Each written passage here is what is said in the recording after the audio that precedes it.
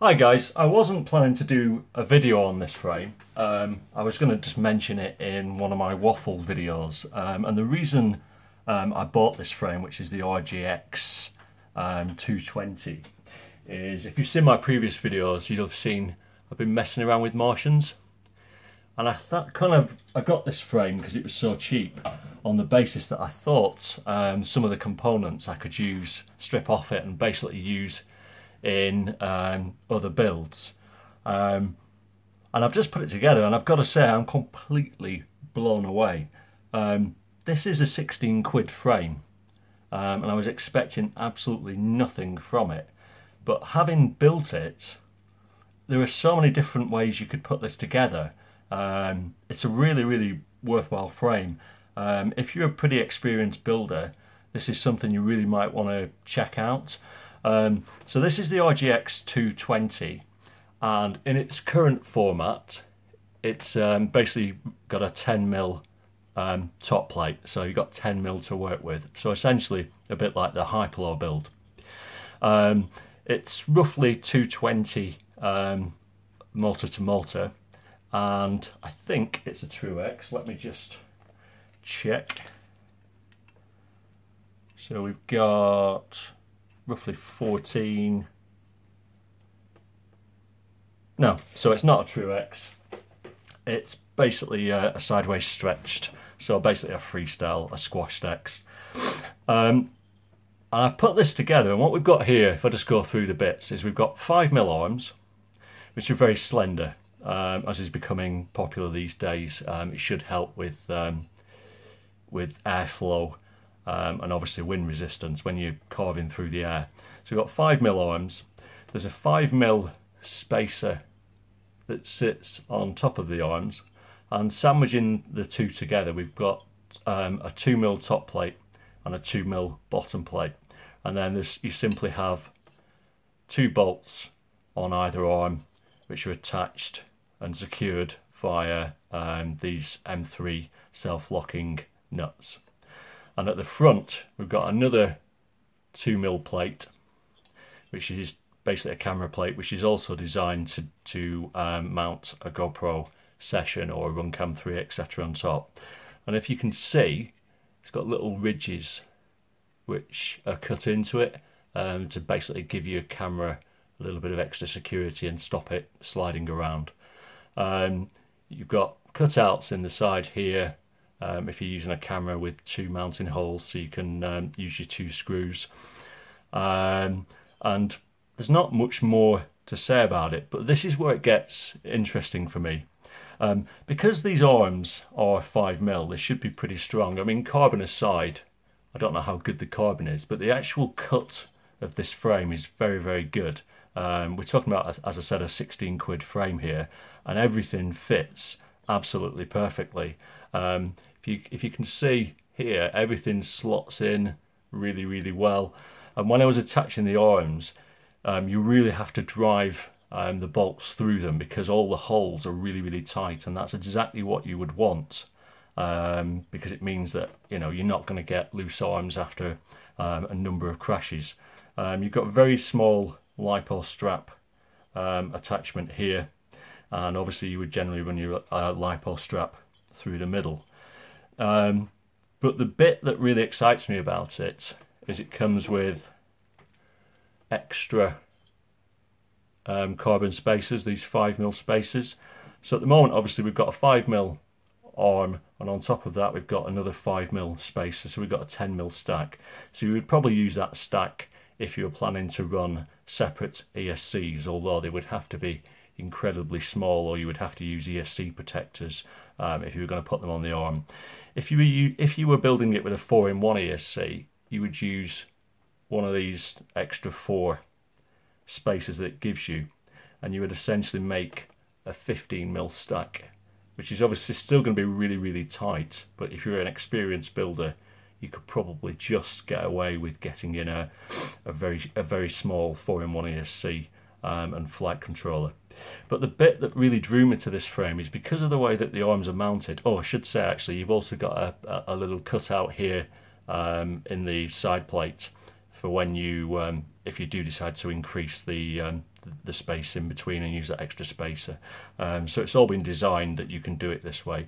But the bit that excites me is that currently in its format at the moment, the arms are obviously at the bottom, but given this kind of modular nature and the fact that you've only got this 5mm spacer, you can essentially choose to have these arms at the top and obviously the spacer between them, or you could even use 2 spacers in between the main body and then have the arms mounted on top again, which would mean that you've brought into play obviously top mounted arms like the frame I just looked at, which was the Gap RC KX5. So there's lots of different ways you can make this, and I've got to say I'm absolutely blown away by how well it's cut. I mean, it's really sharp, and you would want to do some filing, and there are a few little areas, I don't know if I can see one at the moment, there are a few little areas where there's been very fine cuts where the carbon has lifted slightly, but that's pretty common. And if I look at the arms, there are a couple of little sort of slices where there shouldn't be. So it's by no means perfect, but the general cut of it is excellent. And one of the bits I do like is, obviously we've got 5mm arms, so they should be pretty strong anyway, but it's also got this in the centre where you would generally have a hole. It's essentially just been beveled out, so you've still got your C-clip on your motor should have room to spin, but you're not, you know, if that was a hole, a cut through hole all the way through, this arm would probably be very weak, because the mounting holes for the motor are really close to the central area. But the fact that they've left that in should make this whole area much stronger. I think the only common frame that I've seen that does this is the Diaton Crusader GT2. I'm not sure if it's the same on the new version, because that uses those interesting soft mounts. But as I said, I bought this just to use as spare parts, but having put it together, I really like it. The only bit I don't like is this back plate here isn't actually screwed in, it just clips in, and then the whole thing sandwiches together and holds it in place. So that's probably going to come out if you have a particularly bad crash and your GoPro slams backwards, but I'm not sure that's such a bad thing, because you wouldn't really want your GoPro slamming too hard into a piece of carbon. The only weak part of the whole design is this back plate, which doesn't have any standoffs between it. So if you press, there is a little bit of flex, but you could easily get rid of that by just putting a little spacer here and through the bottom, just to give it a little bit of strength. But as it stands at the moment, it weighs spot on what they said in this formation. It weighs 114 grams, and if I pop on these additional bits, it comes to 120 grams. So it's still as light, in fact slightly lighter than my Hyperlow and the Gap RC KX5, and a fair bit lighter than the Martians. And I'm just really surprised. There's naff all out there on this. There's no reviews on Banggood, but for 16 quid, I really think it's worthwhile looking at if you are an experienced builder. Clearly I'm not, because I put that arm in the wrong way and the holes on the holes on the bottom. But I just thought this might be of interest to somebody like myself who likes to tinker and modify frames. The arms themselves, because of this simple 2-hole mounting system, could probably be used on another build relatively easy. And as I said, I do like this this camera plate. The actual spacers, the aluminium standoffs, don't know if you can see, but they're actually composed of 2 parts. So you've got one bit which runs the length here, and then you've got a tiny little silver spacer just to make it fit. So I don't know why they just didn't use one complete length, but I don't suppose it really makes any any difference.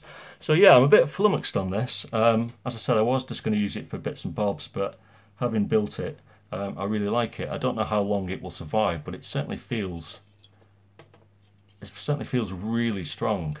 And if you think that, you know, essentially you've got 2mm plus 5mm plus 5mm plus 2mm, you've got 14mm of carbon on these bits, so it should be pretty meaty.